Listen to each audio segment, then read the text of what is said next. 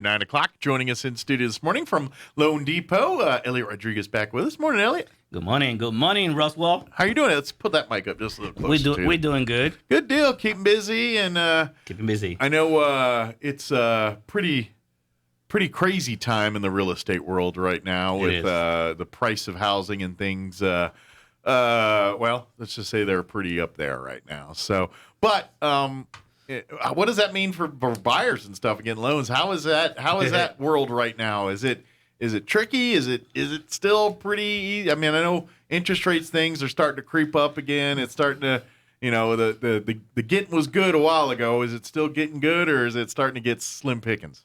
It's a very good question. But anyway, I do have an answer for that. Okay. All right. So it's the fact of life, like you and I always say. Absolutely, yeah. Things change and we adjust. Okay. The reality is, it's still the same thing. Like I always said, if you were to buy a house, today is the day to do so. Sure. Okay. Don't. If you're thinking, the rate's going to get better in 6 months, 3 months, whatever, that's just the wrong way to think about it. If you play that game, you're going to lose. Yeah, because you're going to lose. Because it's a possibility that they get higher. Right. Okay. I mean, if we go back 15 years plus, I had a 9.5 interest rate, mortgage. You and I talked about this. And before. You thought you were doing pretty good. I thought I was doing okay. Yeah. At that time, I was not as informed as I am now. Sure. Okay? But be honest, that was the rates back in the day. Exactly. And people, that's a pretty good rate. Mm-hmm. We're not. They weren't thinking we're going to see it down to 3% or any of those numbers. They were thinking that's pipe dreams. Exactly. Yeah. So the one thing I can tell to everybody out there, okay, don't be afraid of that. All right. So if you were able to get let's go real crazy high. If you were able to get a $350,000 home, Okay. all right, maybe you're gonna get a $325,000 home, all right. It's just adjust your numbers just a little. Gotcha. Okay. Then what's gonna happen is just refinance later, get you a better rate when the markets are better. Sure. Don't be hoping like it's gonna get better right away, and then the house that you dream pass you by. Right. Okay. Because if you do that, you're going to lose in the end. Sure. All right. Well, and it's still about supply and demand. Exactly. And at the end of the day, demand is a lot higher than supply right now. And that's a fact. Because, guys, it took me twice to refinance to bring it down to 5.9 for me on the house that I had in Colorado Springs at the time. Okay. So it took me a while to do so. All right. Don't be afraid of that, because that's just the name of the game. Okay. It happens, Right. You got to get in sometime, whenever it is. Or you will never do it, Yeah. So don't be afraid of that, okay? I'm here to try to help you and do the best I can do it for you right now. Sure. I would say don't go too crazy trying to buy too many points to try to get the best interest rate in the world, because let's be realistic. You're going to get some, relief, but not much. So maybe don't spend too much money on that, and then wait for the time later in 1 or 2 years from now when the rates come back down, because they will come back down again. Sure. Okay. And then you spend that extra money, a few $1,000s more, to lower that interest rate. Would it be good, the way of thinking? And I think it would, but I want to kind Go ahead. of make sure this is something that it's legit versus, because common sense wise, it would sound like this. But when you look at times like this, that should not change your goals or dreams. Like if your goal or dream is to be the homeowner and to be all that, just because times are tough doesn't mean you want to change that goal. That is very true. You know what I mean? But what changes is the path to get there. And what I mean by that is, like you said, things cost more right now, but buying a home is investing in yourself. That's true. And it's one of the purchases you make that is really that investment in yourself and your family. So going along with what Eliot's saying, if you want to get in, it's not what's going on at the time, whether it's the time to get in or not. It's getting in and just making sure you make smart decisions. Exactly. But where you need to plan is, okay, you know what? Yes, my house I want is going to cost more now. But instead of, that's where you just need to take a hard look at your money and what you're spending and saying, okay, what is my priority right now? What's more important to me? This paying off this furniture, you know what I mean? It's like, am I going to make, and let's face it, you probably have a lot of disposable income things you spend in your life, like your streaming services and then your cable, and then next thing you know, you're spending $300 a month just to watch TV. You know, and it's like, do you really need to spend $300 a month to watch TV? Exactly. That's my whole point. Yeah. You and I have spoke about that before. Yeah. And we even have some examples of some people that's, early last year. Yeah. Okay. Around the same time, we had an individual that had those vehicles, those like over $1,000 payments. Right. And for a moment, he felt a little like, what the heck, Eliot? No, I'm not giving away my vehicles, or I'm not refinancing them because I have a really great interest rate. Let's be realistic. It's a vehicle. Yeah. Okay. It's to get you from point A to point B. Exactly. And second of all, you can always buy another one. There's always going to be more vehicles. All I ask the guy is refinance the vehicle, lower your payments so you could get the house that you want. The funniest part on that one, in that particular situation, is that the guy felt a little like, kind of shut up, Eliot, Yeah. Yeah. Hey, I get one of those. So, you were telling him things he knew was probably right, but didn't want to hear. Him. He didn't want to hear what you had to say, even though you knew he was probably right. Some people don't want to hear it. Yeah. Okay. So the funniest thing is, we took a pause for 1 week or so, and he called me out of nowhere. Hey, I'm ready to do this. What about if we do this, and that's like, well, that's not what I asked you to do, but it was awesome. He actually, sold the vehicles back to the dealer. Gotcha. And he had all the vehicles, so it's like, I can always buy me another car later. I'm sure he processed and realized what his priorities really were at the end of the day. They bought a $380,000 or $70,000 home. I can't remember. I had to look at my records. My point is this. He went, what they say?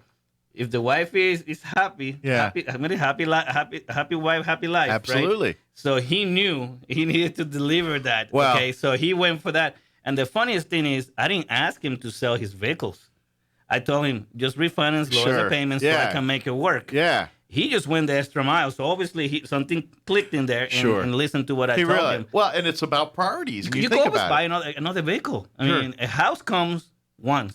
If your goals are to have a family, to do all this stuff, which help you going to get there? The house or 27 vehicles? What's going to help you get there? And trust me, there's a lot of people that have a lot of vehicles. Sure. And sometimes I ask, how many kids you have? I mean, do all of them need cars? Well, and I don't come to find out, no, they're all my cars. Like, why so many? Well, and I think somewhere that comes, and I think this is where pride and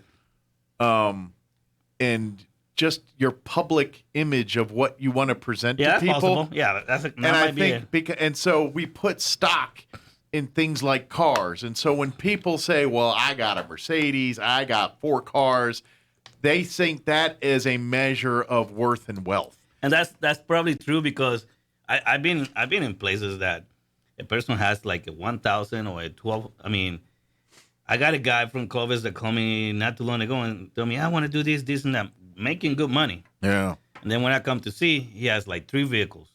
2 of them were over $1,000. And then one was like $700 or $800. Yeah, they saw you coming. I'm like, whoa, are you doing this on purpose, or are you just trying to test me? Yeah. And I tell him, you have to refinance some of those.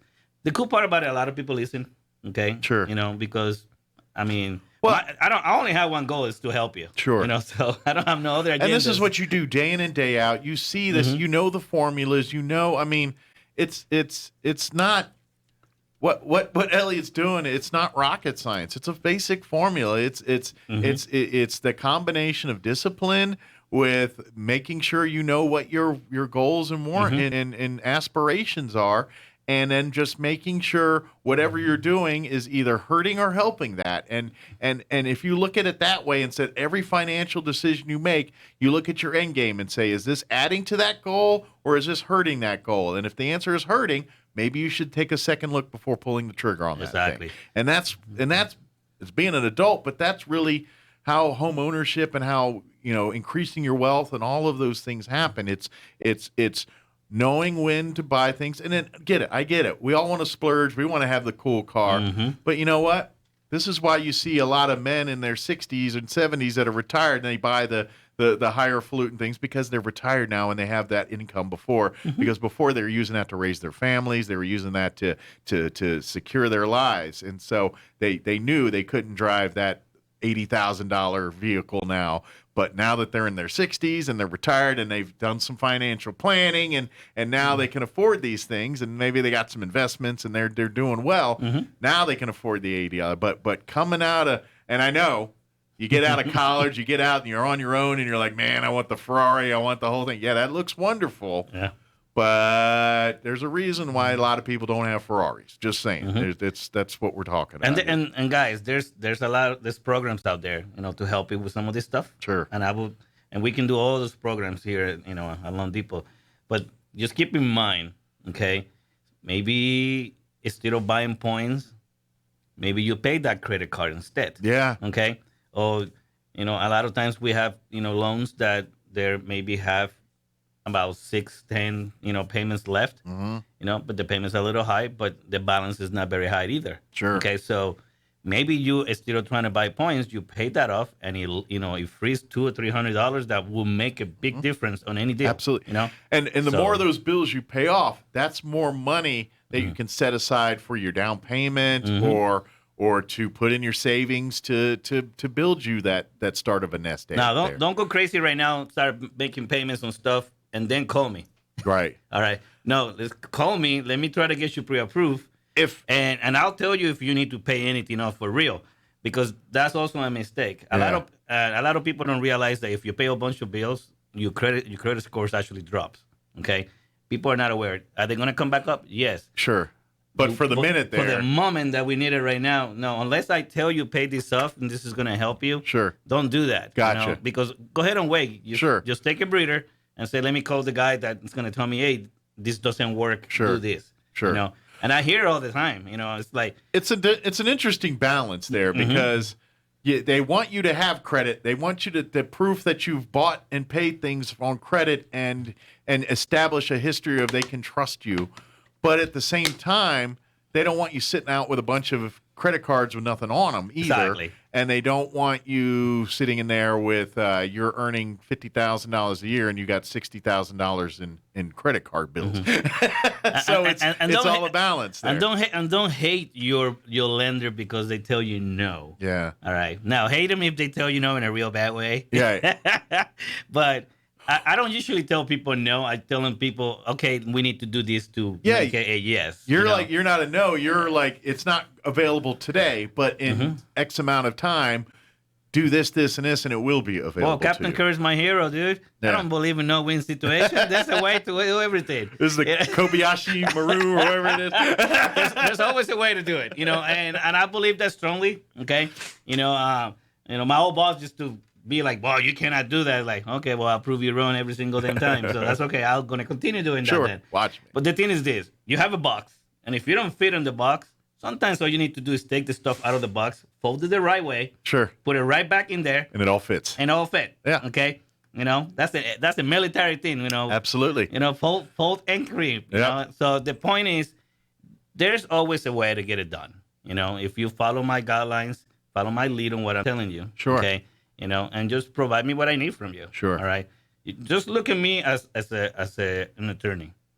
I can go and fight for you, okay, and get that juror to say yes about your situation. Sure. If I can prove what I'm saying to them. Sure. Okay. Well, and that is exactly the same way that I do every single day. And at the end of the day, you're in their corner. Exactly. You want the same thing they want because that's my only agenda, to help them. Because once you get them in there and doing all that, they're going to be happy. And once you've given them the path to that, and you help them and make sure that they stay on that path, then they're going to see that fruit. And that's.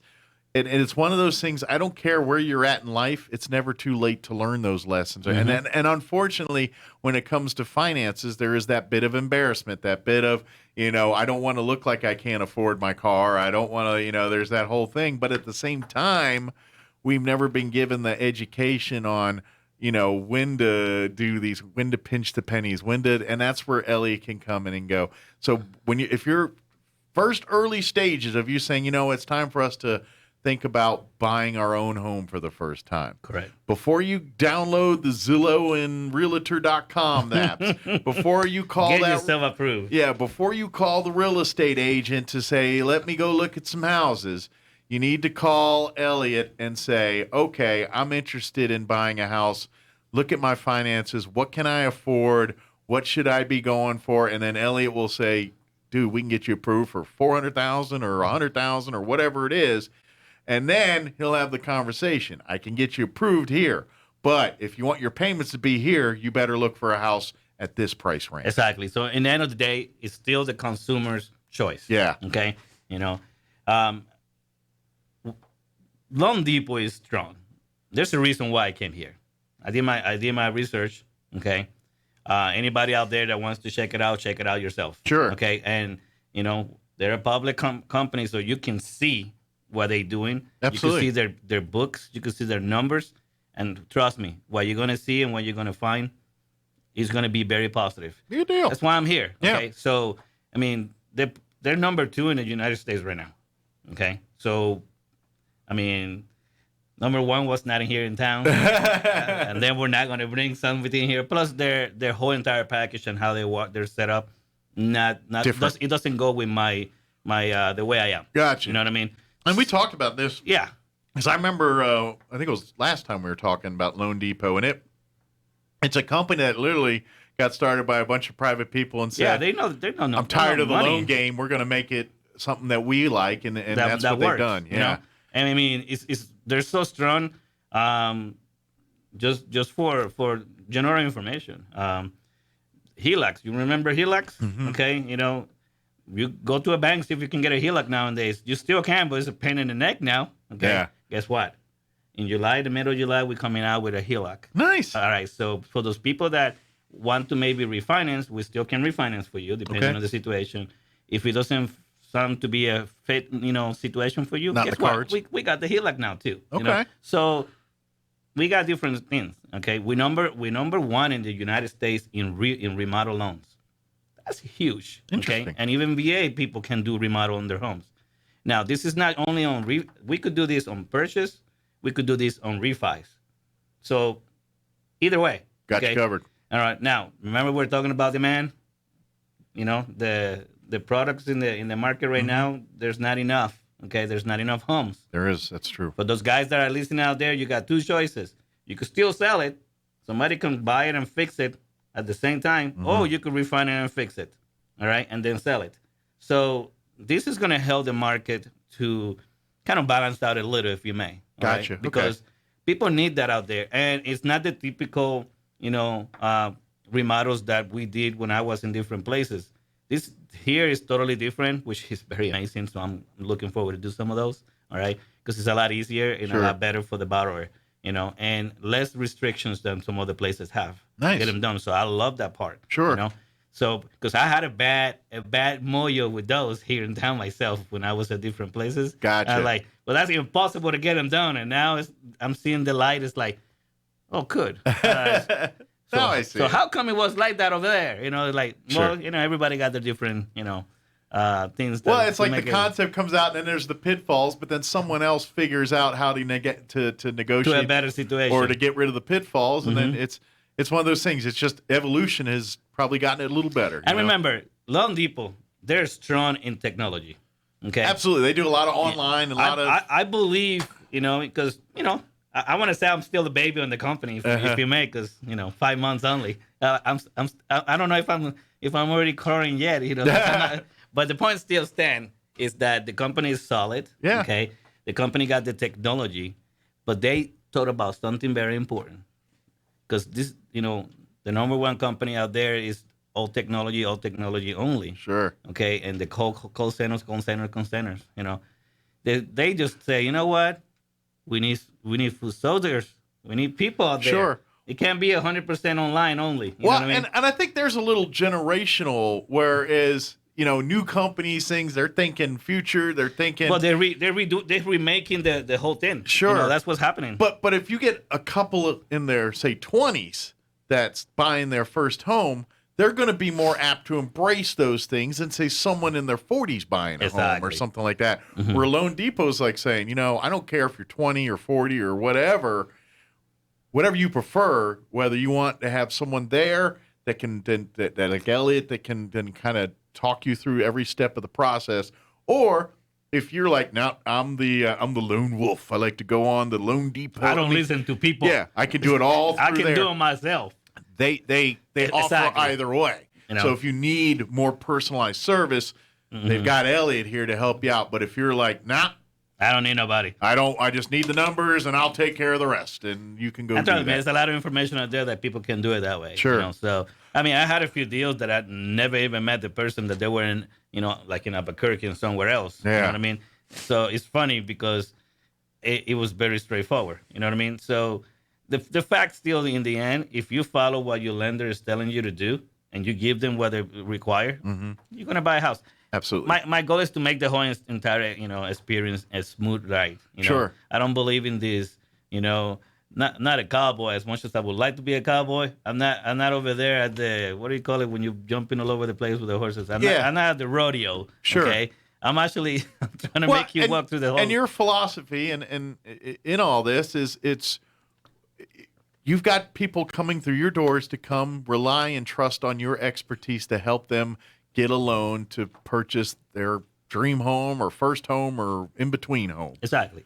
And that idea is if you do them right that first time they come see you, odds are when they say this house is a little too small for me, or you know what, the kids are retired, kids are out of the house, let's downsize, whatever your situation is, life happens, things change. So when those moments happen and you're ready to move on to that next house or whatever it is, you're going to call Eliot because you remember Eliot did you good the first time you dealt with him. And that's the key to it, because it's at the end of the day, you're dealing with people's dreams. Exactly. It's the one industry where at the end of the day, people are jumping up and down, celebrating with the key in there. You know what I mean? And you're not seeing people doing that by even cars.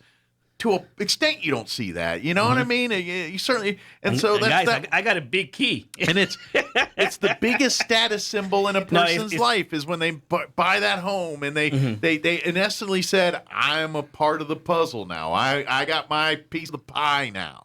And that's what it is. And there's no cooler feeling. And you like being there for that. And you want to make sure after they have that first one and they have their next one where they hit the next milestone in their life and look, now I'm even more established and secure and financial, and you want to be there for that one. And that's the whole idea. And that's the whole we talked about this before. Yeah. How much I love to help people buy houses. Yeah. Okay. Of course, it's my job. Okay, this is what I do, but I enjoy it. I truly believe that every individual that is here, in the United States, you know, deserves to home their dream home. Okay. Absolutely. You know, and like our logo says, you know. Home means everything, you know. So it's like here I found myself in a company that, you know, it goes line and line exactly to exactly that's what your I'm values thinking. and their values are thinking the same thing, you know. So, you know, it's like I don't know. It's almost like I was being prepped to come here to get here eventually. So it's like did you find it find you? I don't know. It just seemed to be just the perfect fit. I thought it was great. Something funny, but it's true, you know. That's great. But at the same time, it's what I do. You know, in the end of the day, to help you get your house, okay? And I love doing this for everybody because I believe everybody deserves to, you know, everybody deserves to have a place to live. Absolutely. I mean, come on. And if this is America, the land of the dream. And when you're paying a mortgage versus a rent, you're putting it back into you instead of someone else's. You're investing in yourself. Absolutely. You're investing in your family. Yeah. You know, you get very old. You know, you could give that house to your kids. Yeah. Okay. You know, you could sell it and go and live in a nice little condo and still have a bunch of money left over. Whatever it might be the situation. Sure. Well, and that's just it. Real estate, I mean, yeah, there's always exceptions to every rule. But for the most part, if you did your homework and buy a piece of real estate that's not a money pit or something goofy, you're going to make money on it. Whenever you sell it, even if it's in a year or two, odds are it's going to be a little more valuable than it was when you made that purchase. And that's why you're investing back in yourself. That's the difference between rent and mortgage. Because when you pay your rent, you just paid that guy's mortgage and invested back into him. When that mortgage is yours, then that money you just paid goes back into the value of that house. Yes, it's paying off your loan, but that money is going back into something that you own that's going to appreciate in value most of the time. I mean, there's always exceptions to rules, but exactly. And so that's why, and no car payment is going to do that for you. No other real payment that you make on a daily basis or monthly basis or whatever is going to invest back into you like that house payment is. Well, let's be honest. You could have a Viper Okay, let's say that's the car you like. Yeah. You could sell that Viper, buy a house, and then you could go and buy another Viper. Exactly. Okay, I mean, so Exactly. Like, I mean, I use the Viper because I used to like those cars. I never had driven one, but they're pretty cool looking. They're pretty cool Do looking. they still make them? I don't even know. I don't know if they even make them anymore. I don't know. But no, let me do it like that, guys. I've been in the real estate business for over 25 years for myself. Been in customer service for over 25 years.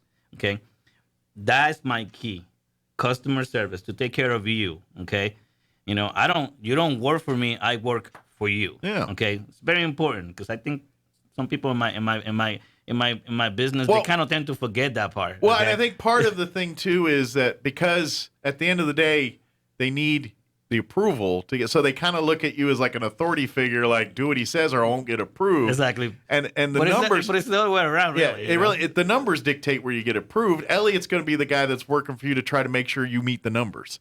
And if you already meet them, then it's going to be easy. But if you need help with that, then Eliot can step in and be your partner in that. That's why I use the analogy about attorneys. Because an attorney works for you. Yeah. Not you for the attorney. But the reality is you're going to pay them. You're going to give them what they need so they can go and fight for you and make it happen. At the end of the day, exactly. They can recommend what you do, but they will do what you tell them to do. Yes. Exactly. And I say that every single day. Yeah. And I tell customers, it's funny. It's almost like I have it on some kind of like, screen that I'm saying it over. Like, I'm here for you. I'm doing this, and that. Remember, I work for you. Not you for me. Absolutely. I do what you're telling me. I just give you choices, give you advice, and you decide in the end of the day what you want to do. What's best for you and your family. Now, I might make a little more noises when I see that it's something crazy. Sure. And maybe you shouldn't go that route. But in the end of the day, I still have to go with what you tell me. Absolutely. And that's just the way it is. Yeah. But no, to answer and going back into what we started in the beginning, yes, don't be afraid of buying houses.